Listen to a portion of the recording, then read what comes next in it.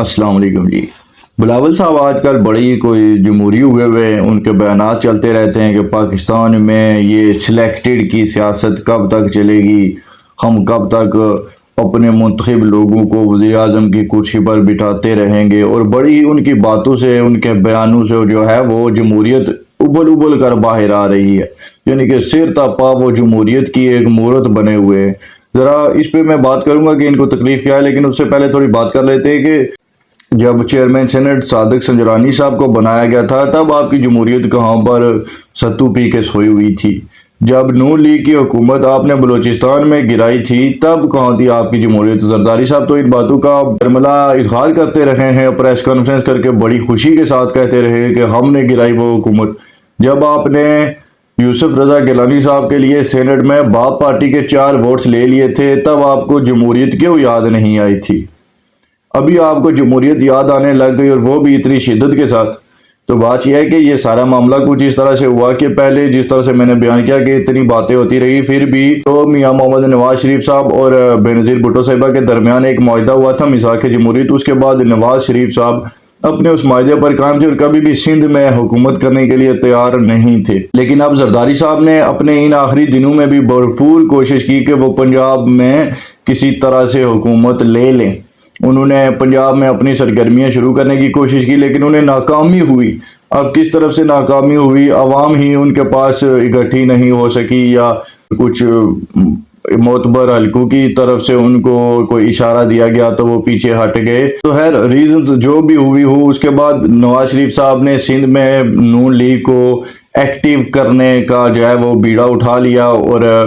سابق D G F آئی اے کو انہوں نے سندھ میں مسلم لیگ نون کا صدر بنا دیا، جس کی زرداری صاحب کو کافی زیادہ پریشانی ہو گئی، کیونکہ جب وہ ڈی جی ایف آئی اے تھے تب بھی انہوں نے زرداری صاحب کے کافی بندے پکڑے تھے کرپشن کیسز میں، اور زرداری صاحب ان کو اپنا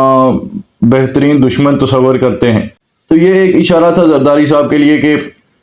ہن تسی تیار ہو جاؤ۔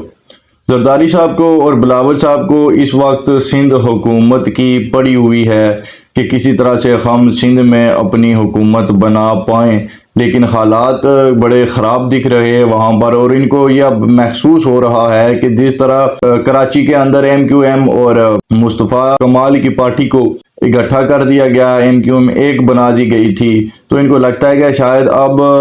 90s کی دہائی کی جو ہے وہ سیاست شروع ہونے لگی ہے سندھ کے اندر، اور ایم کیو ایم اور نون لیگ مل کر وہاں پر حکومت بنا لیں گے۔ اب یہ ضروری بھی ہے کیونکہ میاں نواز شریف صاحب کا اب یہ مطالبہ تھا کہ اگر ان کو حکومت ملے گی تو پھر پہلے کی طرح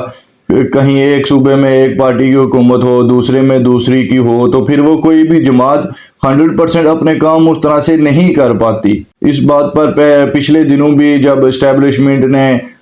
جب آئی ایم ایف کے ساتھ معاملات ہمارے خراب ہو رہے تھے اور بیرونی انویسٹمنٹ لانے کا معاملہ تھا، تب بھی یہ باتیں چلی تھی کہ چائنیز نے بھی ان سے یہ کہا تھا جی کہ مرکز میں تو حکومت تعاون کر دیتی ہے، لیکن ماضی میں بھی ایسا ہوتا رہا کہ جب بیرونی انویسٹرز آتے ہیں تو جو صوبائی حکومتیں ہوتی ہیں یہ جناب اپنی ادھر کارروائی ڈالنا شروع کر دیتی ہیں، ان کے پروجیکٹس متاثر کیے جاتے ہیں، اس وجہ سے باہر کی دنیا سے کوئی بھی یہاں پر انویسٹمنٹ لانے کے لیے تیار نہیں ہوتا، یا اگر ہوتا ہے تو اس کے اندر بہت سارے خدشات ہوتے ہیں۔ تو ان معاملات کو دور کرنے کے لیے اب یہ فیصلہ کیا گیا ہے کہ پورے ملک میں ایک ہی جماعت کی حکومت ہوگی، تاکہ جب انویسٹمنٹ آئے تو وہ ملک کے کسی بھی کونے میں جا کر اگر وہ پروجیکٹس لگیں گے، وہ انویسٹمنٹ ہوگی، تو ان کے راستے میں کسی قسم کی کوئی رکاوٹ نہ ڈالی جا سکے۔ جس طرح سے انڈیا میں پچھلے 10 سالوں سے ایک ہی بڑی جماعت ہے اور اسی کی حکومت ہے پورے ملک کے اندر، اور اس جماعت کے اندر انڈیا فائنینشل طور پر بہت آگے گیا ہے،